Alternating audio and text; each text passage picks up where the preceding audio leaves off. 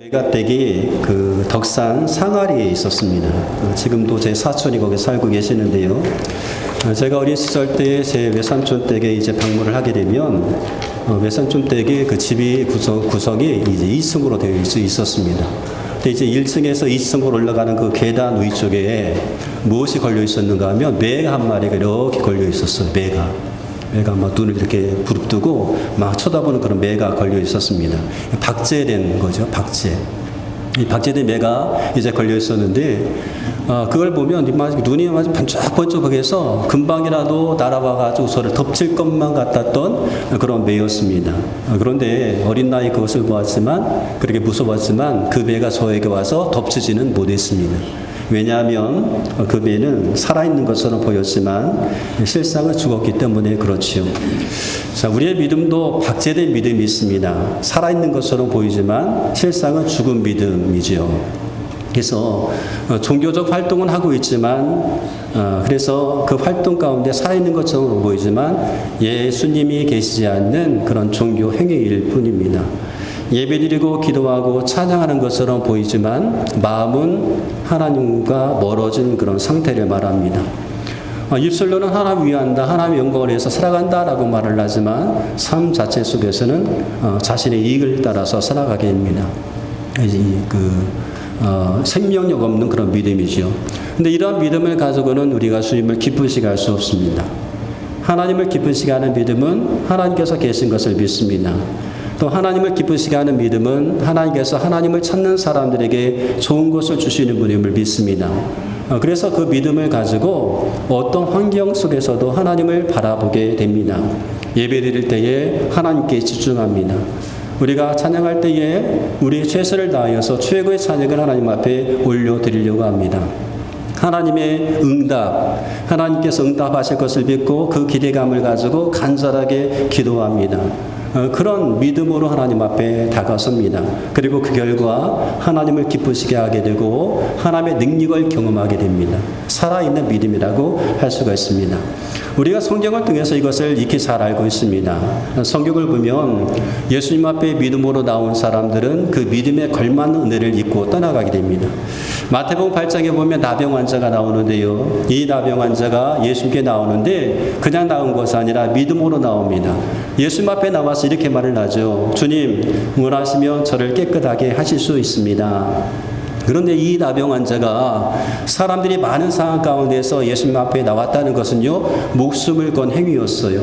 수많은 사람들이 지금 예수님과 함께하고 있습니다. 그런데 나병 환자, 그 당시 불결한 자라고 인정받았던 사람, 부정한 사람이라고 인식되었던 이 사람이 등장했다는 것은요, 그 어떤 사람이든지 이 사람 보고 불결하다 하면서 돌을 들어서 던질 수도 있는 그런 상황이었습니다.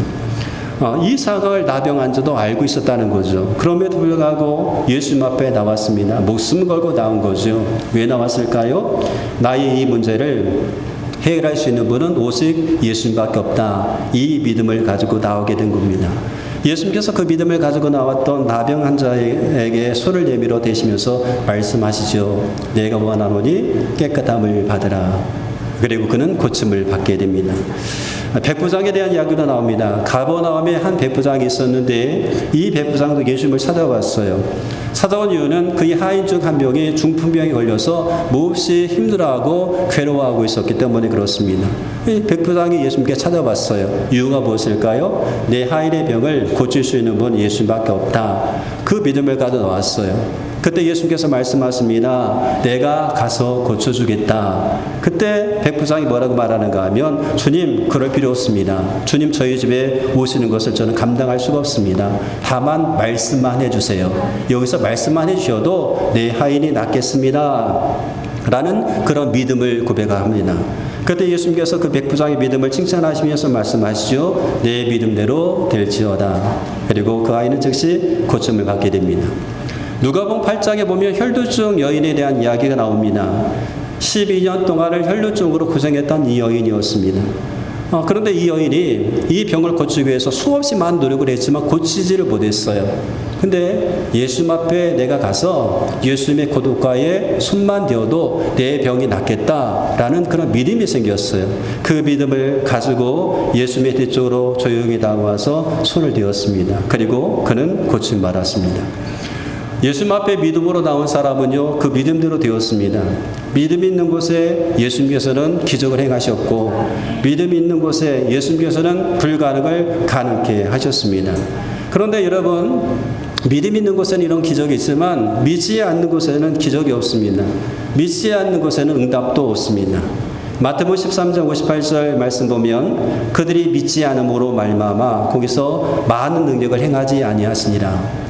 그들이 믿지 않음으로 말미암아 많은 능력을 예수님께서 거기서 행하지 않았다. 그런데 이 거기서라고 하는 곳은 어딘가 하면 나사렛입니다. 이 나사렛은 예수님의 고향이죠. 예수님께서 태어나셨던 곳은 베들레헴입니다. 그러나 자라신 곳은 나사렛이기 때문에 나사렛을 예수님의 고향이다라고 이렇게 부릅니다. 근데 예수님께서 이 천국에 대한 비유의 말씀을 다 마치신 다음에 고향으로 가신 거예요. 53절 말씀 보니까 모든 비유를 마치신 후에 그곳을 떠나서 고향으로 돌아가사 예수님께서 고향으로 가셨습니다. 나사렛으로 가셨다는 거죠. 그럼 왜 고향으로 가셨을까? 갈릴리 지역을 전도하시다가 이제 집이 가까우니까 고향으로 가실 수 있습니다. 가족들을 만나기 위해서, 오랜만에 가족과 상봉하기 위해서 가실 수도 있었을 것이고, 또 한편으로는 예수님께서 자기의 마음을 정리하기 위해서 가실 수도 있습니다. 왜냐하면 이제 더 이상 이번 일 이후에는 이제 예루살렘으로 가셔서 십자가를 지시는 그런 일정이 남아있기 때문에 다시 고향을 방문할 기회가 없었습니다. 예수님을 마음에 정리할 그런 그 시간을 얻기 위해서. 또 한 가지가 있다고 한다면 전도하기 위해서였습니다. 고향 사람들에게 전도하기 위해서 이제 가신 거죠.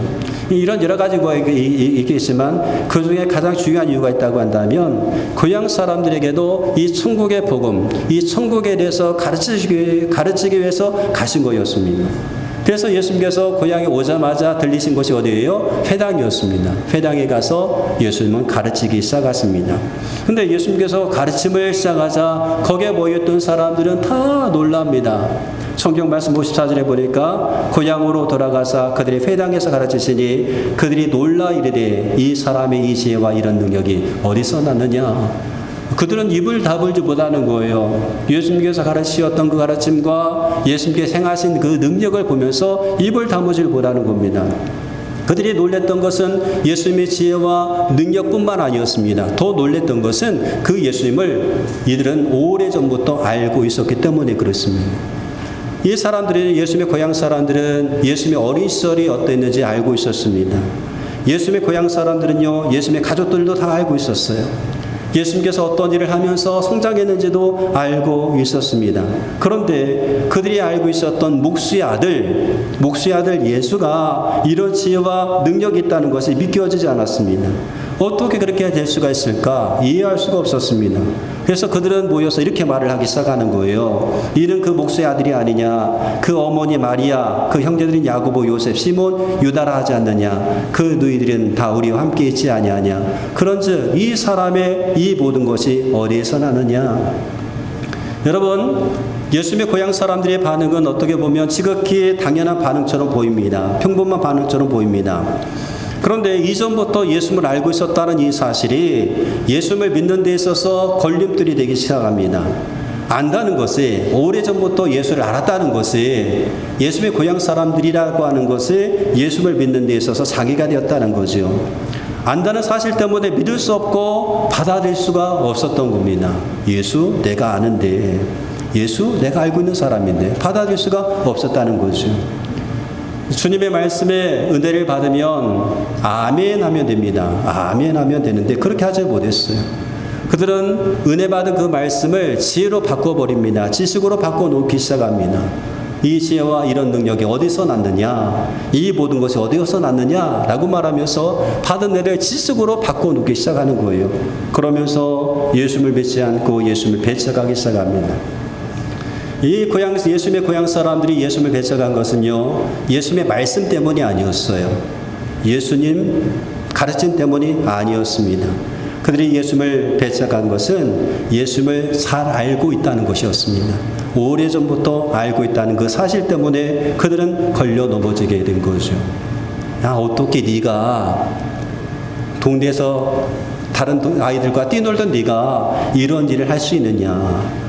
목수의 아들인 네가 이와 같은 일을 한다고? 내가 너를 너무나 잘하는데? 그런 이제 반응이었죠. 그러면서 이제는 배척하기 시작했던 겁니다. 그래서 그들은 예수님의 말씀에 긍정적인 반응을 보인 것이 아니라 굉장히 부정적인 반응을 보이게 되었고 배척을 하게 된 거죠. 안다는 이유 때문에 그랬습니다. 저는 고등학교 1학년 때에 제가 아주 옛날 얘기만 해서 죄송한데 고등학교 1학년 때에 제가 교사 가고 싶었어요. 주일학교 교사. 중학교 때부터 내가 주일학교 교사하고 싶다, 선생님하고 싶다 그런 마음이 있어서 이제 그 고등학교 들어가기 시작하기 전부터 부장 선생님한테 찾아가서 선생님 저 교사하고 싶어요. 교사 좀 시켜주세요. 라고 이렇게 떼를 쓰다시피 했어요. 처음에는 안 된다고 하시더니 이제 저를 허락하셔서 이제 제가 주일학교 교사가 되었습니다. 당시로서는 굉장히 어린 나이였죠. 고등학교 1학년 학생이 아이들을 가르친다 어린 나이였습니다. 그런데 그렇게 이제 아이를 가르치기 시작하고 5년 지난 후에 제가 주일학교 부장이 되었습니다. 5년 만에 주일학교 부장이 되었죠. 세상적인 관점에서 볼 때는 어떻게 보면 초고속 승진이었습니다. 승진이라고 말 좀 표현하기 그렇지만 초고속 승진이었어요. 제가 부장으로 있을 때에 이미 그 선생들 가운데서는 저보다 오랜 동안 교사를 하셨던 분도 계셨습니다. 어떤 분은 심지어 저를 가르치셨던 그런 선생님도 계셨습니다. 그런 선생님들이 있었단 말이죠. 그런데 그런 분들을 뒤로하고 제가 이제 주일학교 부장이 되게 된 거죠. 그때 그 선생님들의 마음이 어땠을까라고 하는 거예요. 그분들의 마음이 어땠을까?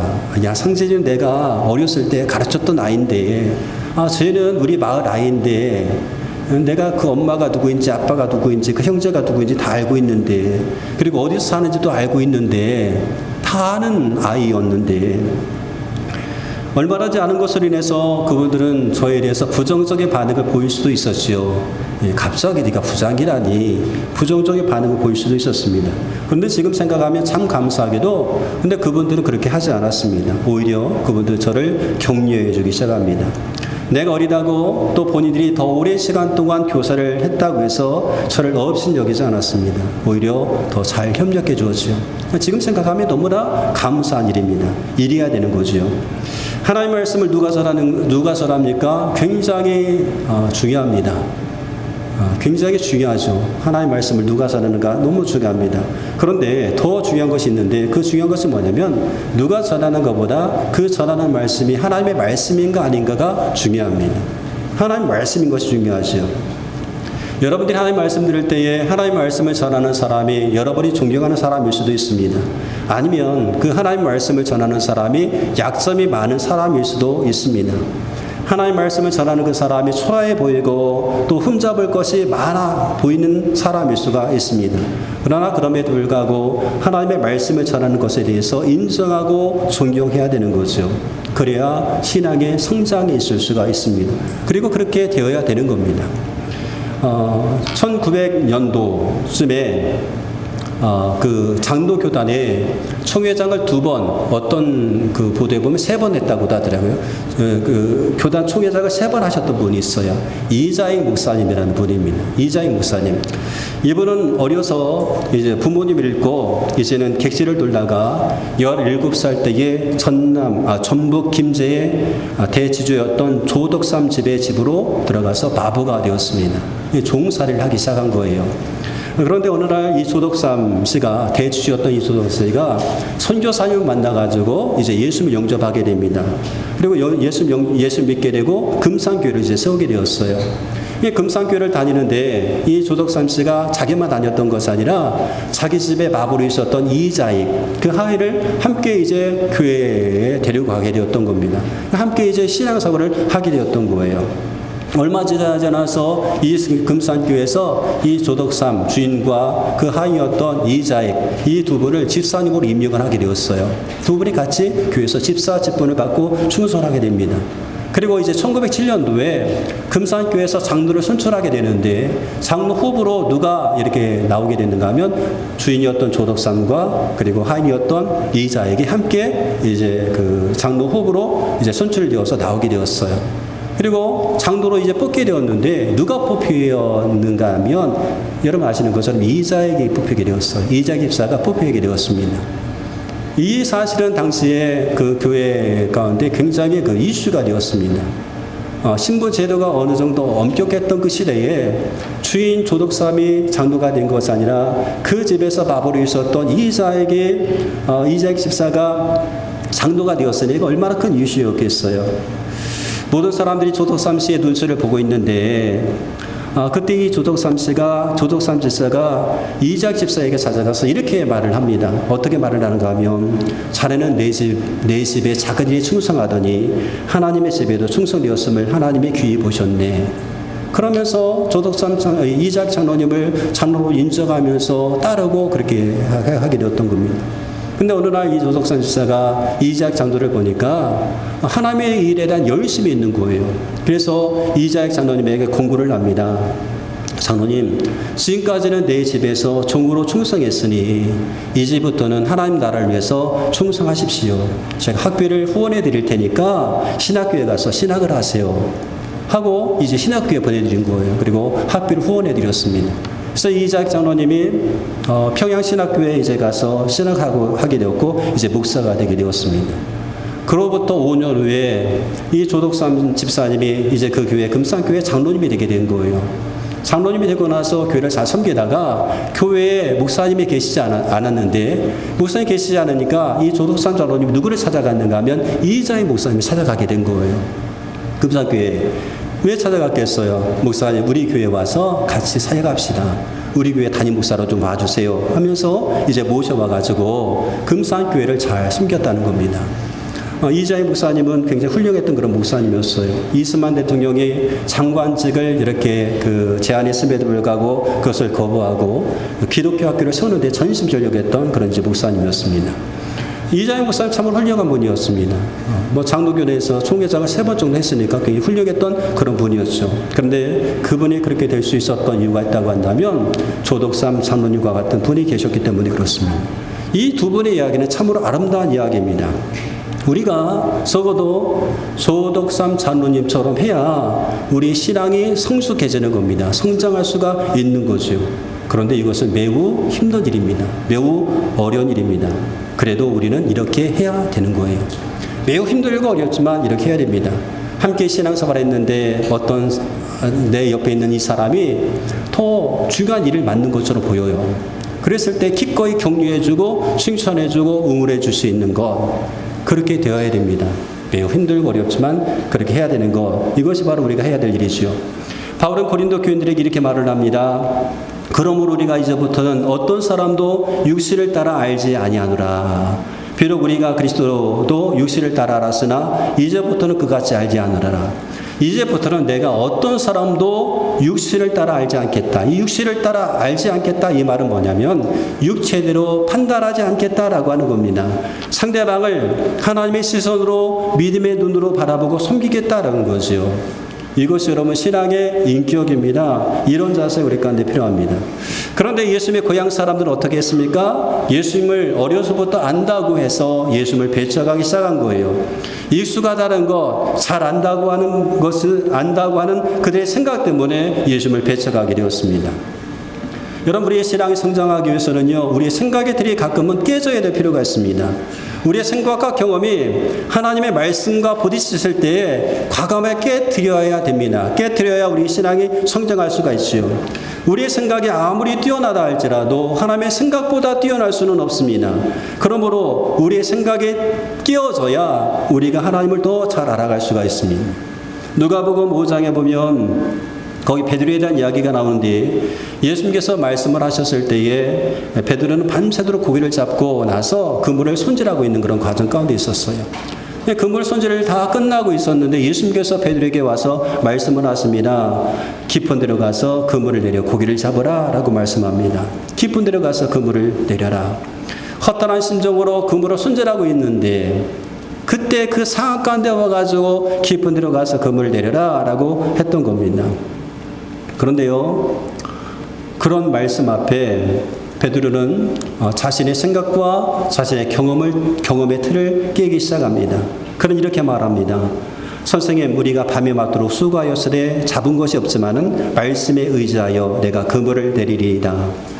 베드로의 지식과 경험과 예수의 말씀과는 너무나 달랐습니다. 그러나 예수님께서 말씀하시니 나의 지식과 나의 경험의 틀을 깨어버리겠습니다. 그리고 주님의 말씀에 순종하겠습니다 라고 했던 거죠. 내 지식과 내 경험의 틀이 깨어졌을 때에 어떻게 되었을까요?